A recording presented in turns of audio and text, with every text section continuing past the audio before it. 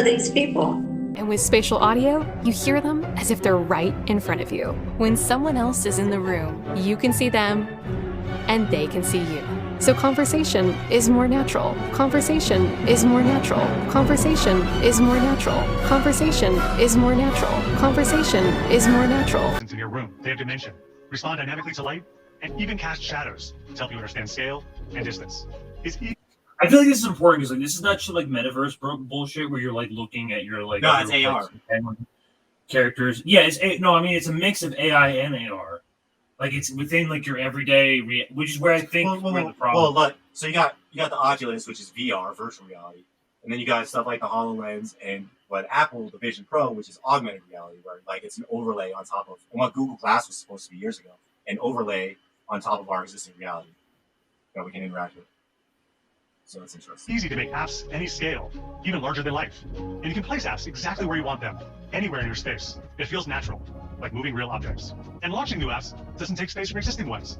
They can grow beyond the dimensions of your physical room with environments. Environments extend and transform your space, enabling otherwise impossible experiences. Every graphical element has a sense of vitality. Simply tap your fingers together to select and gently flick to scroll. The combination of hands and eyes together truly feels like magic. With Vision Pro, you can look at a search field and just start dictating. And with Siri, you can quickly open or close apps, play media, and more. And a way where the pixels would disappear, creating a smooth, continuous image. It starts with a micro OLED Apple Silicon backplane that fits 64. So they've been planning this technology for years. They see all the failures that has happened with the Oculus Rift. They've been working on this since 2016. So, again, I want to just kind of stress that there's really is a fundamental difference between the HTC Vive and the Oculus Rift and all that stuff and Google Cardboard and stuff like that and the Vision Pro. You see how one's meant for just watching something on a screen all the time, and another one's actually meant to be alongside with you, interacting with the environment. After this, I'm going to show a testimonial that is pretty. It's pretty Pixels in the space of a single iPhone pixel. They're just 7.5 microns wide.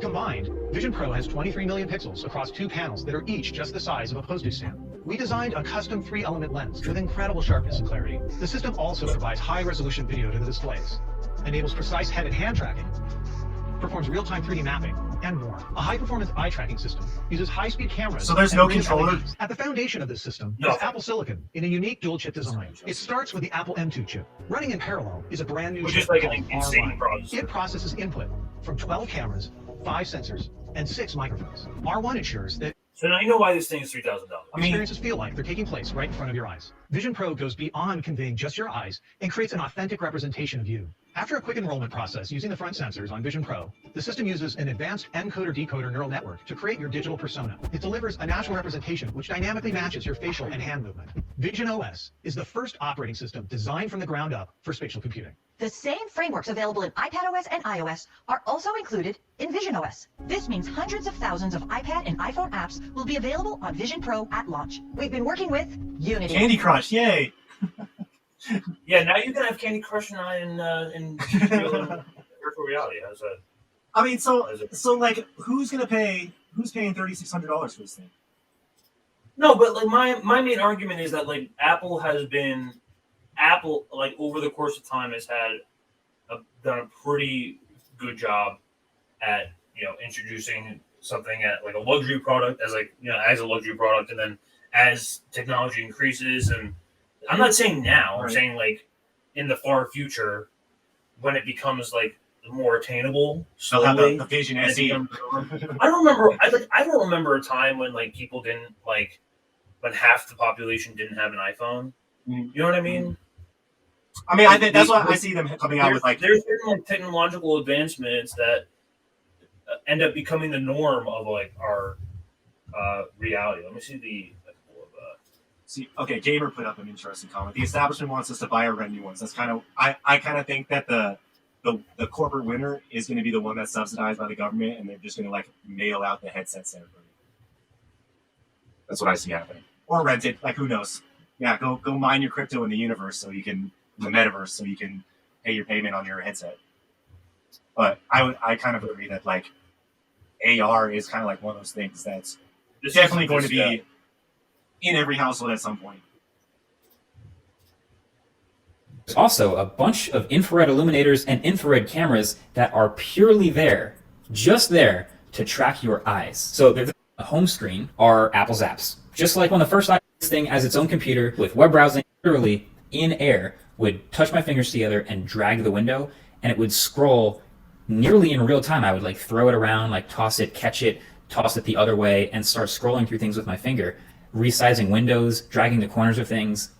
And I was super impressed with that too. Now, if you're like me, you might have also had some questions about the sharpness. Like, do I really want to wear something like this for a long time to work like it's on a computer? And I think that was also pretty smartly addressed. They use a selective rendering based on the super good eye tracking. So the computing power is basically focusing on sharply rendering the part of the screen that you're actually looking at while saving power on the rest. It's pretty cool, and it works so quickly that I did not notice it while using it. And then the part you're looking at is actually very sharp. Like I said before, they're super high resolution screens, they're 4K. I don't know if I have a number for refresh rate, but it felt like 120 hertz. And, you know, eye fatigue will eventually become a thing with any headset you strap to your face, but this would be on the lower level of eye fatigue compared to what I've experienced with some others. And then for even more heavy work, this is kind of nuts, but they showed it in the keynote. Apparently, if you have a Mac and you want to do Mac OS stuff, you can just, with the headset on, just look at your Mac, and it will pick up what you're doing, and it'll mirror the Mac's display as one of the 4K windows for you in the headset. And then you can even connect a Bluetooth person. I mean, they already and this is have obviously that more technology. personal than an avatar or like a cartoon of you, but it's just, it feels kind of somewhere in between. It's kind of like a Google Project Starline, which I just did that video about a couple weeks ago. If you haven't already seen that, I'll leave a link with a like button so you can check it out. But it feels sort of in that like uncanny valley, you know, moving 3D model territory instead of looking at an actual person. It's kind of how I picture it. But then last but not least, of course, content. People are just going to watch content on this thing. And I think this is the industry, now that Apple's jumping into it, that is poised to explode. Like, we've had VR games and VR videos for a long time, and Apple is now also able to do this. They, of course, put their own spin on it, and they can use the power and the draw of the Apple brand to get content creators and big motion picture studios and sports leagues and all kinds of creatives to work to make content that looks really good, specifically on Apple's headset and in Apple's formats. I can personally say for my demo, hell yes. Like, if you can get all these big names and companies to invest, like Marvel, and, well, specifically Disney, and Netflix or Hulu or any of these other, then like if they're creating specific like a vision, like AR, like VR apps, specifically created for. So like to say that this isn't going to become like the next like norm thing is, I mean, listen. Here's kind of my thing on it is that like I just for the price, and like I showed you, we didn't even get into the HoloLens, but the HoloLens has been out since 2015. Microsoft came out with similar technology almost 10 years ago, and they're still making it today, and it's still $3,500.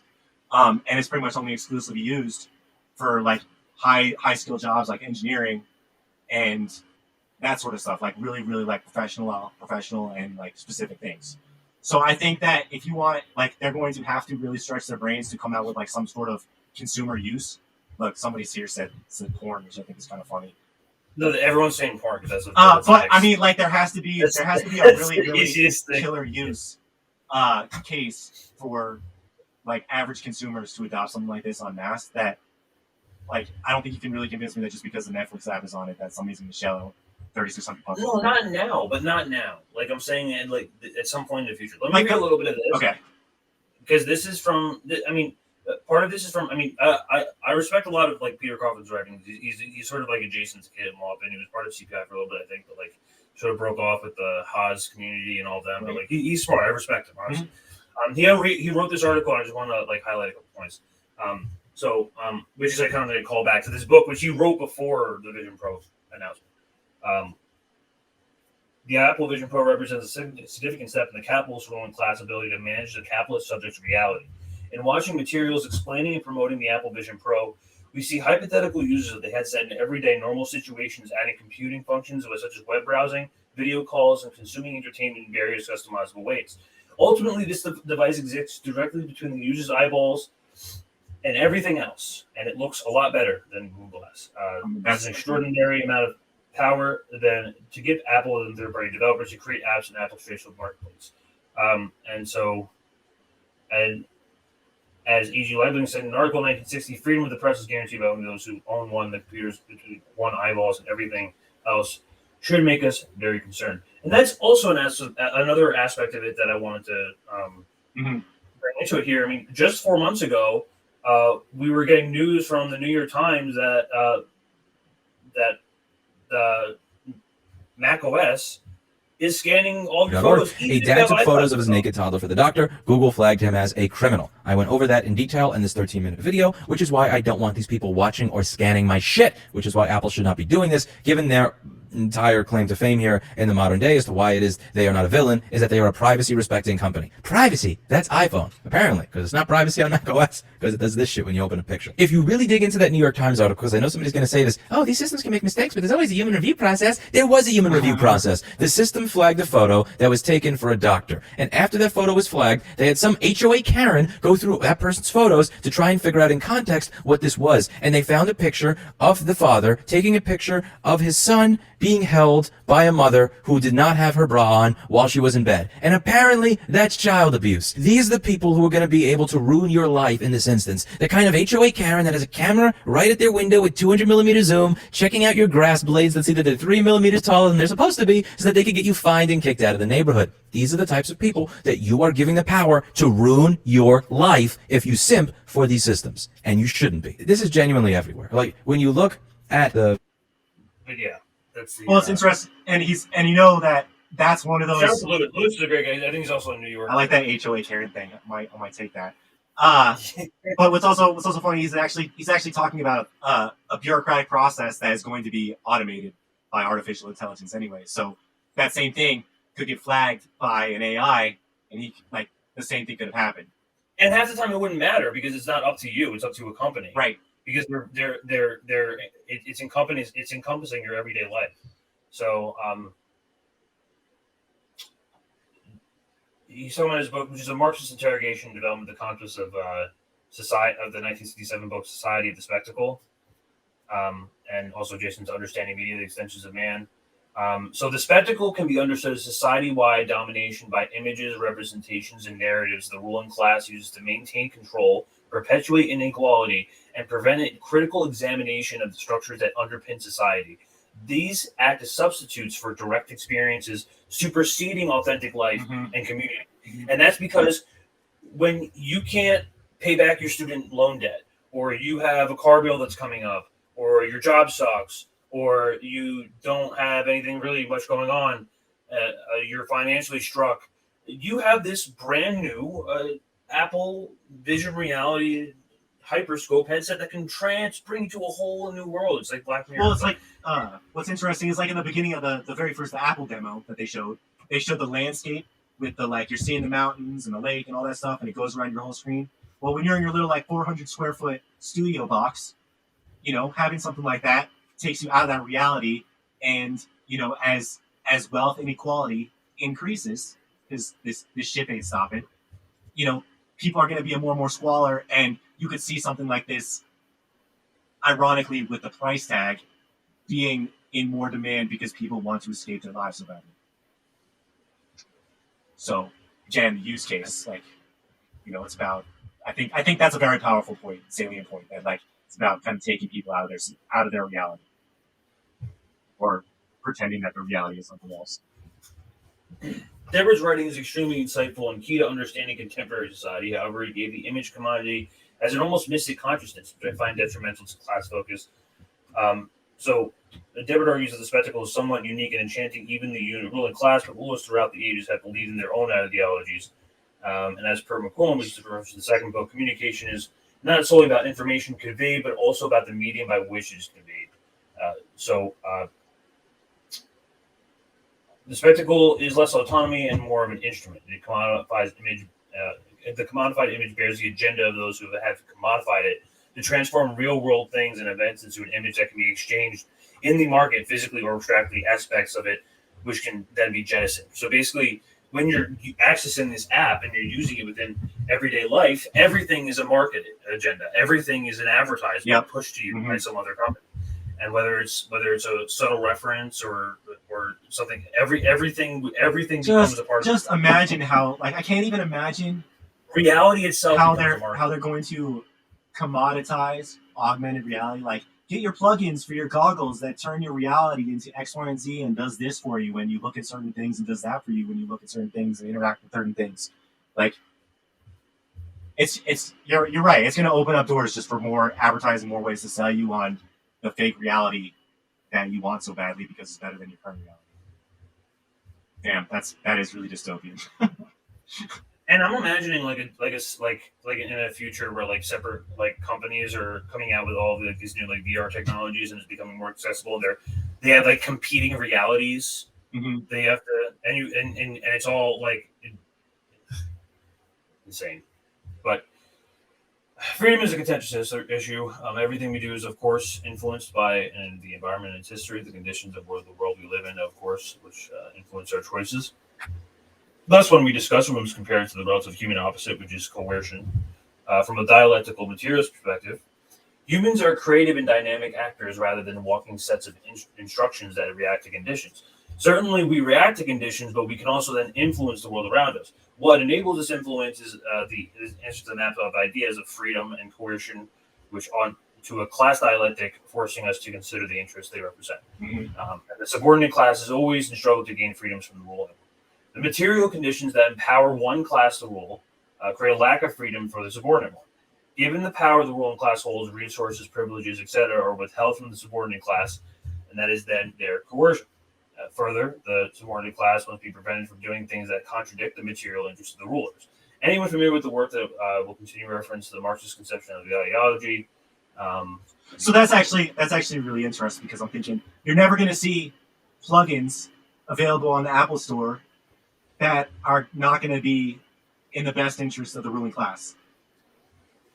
You're never right, and it's a media that is like our propaganda is already easy enough with the way that social media is set up now.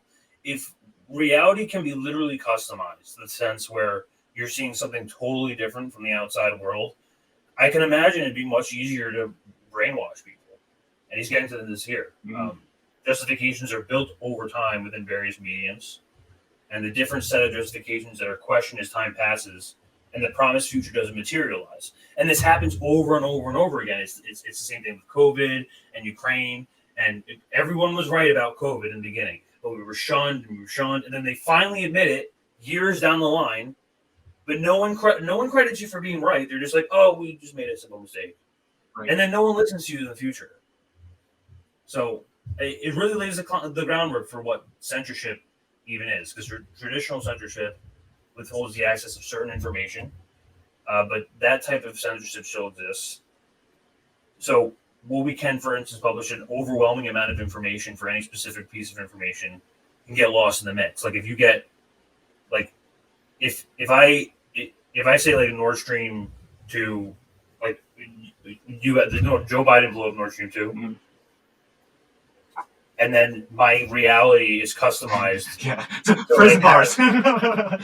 No, yeah, not even that. Yeah, not even that. But like black screen. Either black screen or it could be like just showing constant images of like Putin like blowing up his own pipeline. Yeah, like, and that was like believe. And here I am, things that aren't real by like simply showing you over and over again. Well, like I was looking in the chat. They do this with Trump too. And Bad Cookies was kind of talking about like retina scans and how this stuff, and obviously there's gonna be tons of data collection. But like one thing that I could see happening is they come out with like a freaking some sort of ad subsidized version. You know, could you imagine wearing one of these? And because you're like you can't afford the $3,500 one, so you get bombarded with ads and propaganda like all day long as soon as you put that thing on. Like that would drive me crazy. Could you imagine just getting bombarded with ads on this thing? It's like it's the Dia app. The only game on it is just Ukrainian drone bombs.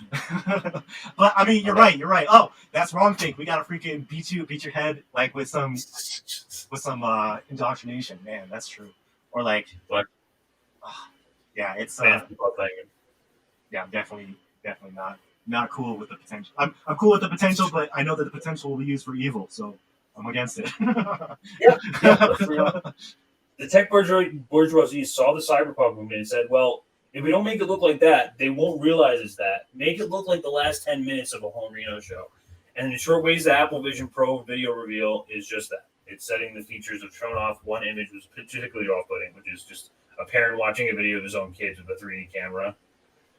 And the narrator tells us we can relive a memory as if we were right back in the original moment. This means the fictional images walking around Madrid with his thing between everything and around him. And he was Madrid, but he was actually, did he actually see it? He sits on his couch reliving a memory of what. This is literally a Black Mirror episode. Yeah. Reliving a memory of watching a real-time commodification of his children that the Apple created with a complicated array of cameras and sensors in a $3,500 headset. It was in the time Madrid he was with them, but separated from them, watching his kids on a 4K screen in from his iPad. So you could just be in other places. And you could just make the argument that if you're doing the same thing with a phone or a video camera, but even though those are somewhat distracting, they aren't the totality of your vision. This is literally it's literally a virtual reality headset. Yeah, I mean, have you ever spent much time using like the VR headsets? I haven't. No, I've never wanted to buy one. I've never been super like into like owning one, but I've messed around with them a little bit. Yeah, it's like a fundamental different thing. So like, there's this kind of scientific thing within like kind of AR VR thing called presence, where it's like the ability where like you put on the headset, you actually feel like you're there, or if there's some sort of lag, or if the resolution isn't good enough, there's like a little bit of disbelief, so it doesn't feel like you're there. You still kind of feel like you're kind of like watch yourself experience this virtual reality. You kind of take it, you kind of like going through the fourth wall. So it'll be interesting to see if Apple, Microsoft, so on and so forth are good enough with this technology to really suspend belief, where people are putting on these goggles and they can be in like a 400 square foot studio and swear that they are on top of the Eiffel Tower. If they can create that kind of presence, then that I think is something that's going to change the game. So here's the late ground argument. You're saying that when I spoke to you about this before, you're arguing that it's like too like unattainable for this to be accessible to the public. Yeah, like there's no doubt in my mind they'd have to come out with $1,000. Let me read this. Let me get your thoughts on that. So we will be offered versions of reality that lead us down various paths, some of which lead to a less alienated, more socially connected world. The Apple Vision Pro exemplifies the potential for a ruling class with an ideological agenda to literally shape perception and control information. The video reveal highlights features that raise concerns. The augmented reality at this level can easily lead to insular, corporate-controlled, virtual-first reality. There is one saving grace, though. It is ridiculously expensive. So at least for now, it's primarily further trapping the higher strata subordinate class in one custom reality. But that is a section of said class is already hanging around in their personal Mass Effect dialogue tree version of contemporary life. But we also remember that Apple's marketing strategy has been long been to make a luxury product as status symbol to create demand, and then make a version for poor people. There was no demand for this product before Apple told people it was coming. The demand now exists seems to be primarily from tech YouTubers and high-paid creators who didn't know they needed this so bad. My point is, will never be that technology is inherently bad, but only that glass society is. And in a world that has moved beyond the flaws of capitalism, I would see a device like this being beyond something that truly unlocks human creativity. Which is not a good reason to get stuck in reality that will never happen. Yeah. So that's a good article. Yeah, I think it's a good case. I mean, everything I've seen Apple do has become the norm after some point in time. Well, you got the first smartphone was ostensibly basically the iPhone. Tablets, and then the iPad, smartwatches. They always did the smart thing. Maybe it won't be Apple. I'm not saying it's going to be Apple. I'm saying this is the beginning of where your like capitalist tech reality is coming. Yeah, like maybe next year we're going to start seeing these kind of clones where they come out with the Chinese. And it's only getting better. It's only getting better. It's only getting better and better. I mean, I think as it stands right now, Apple in the next 2 or 3 years, maybe a little bit longer, instead of the Vision Pro, like it makes sense that if they have the Vision Pro, they're going to come out with the like Vision Max or the Vision SE, and like they'll come out with different versions of it. Yeah, exactly. Like 8K fucking on each eye. So I would see down the line them coming out with like if they can get like a really high quality AR under like $1,500, under like $1,200, like then you're going to start seeing something that like people are like, yeah, that's worth a month of my rent because I live like in this shitty freaking situation. Why wouldn't I want that?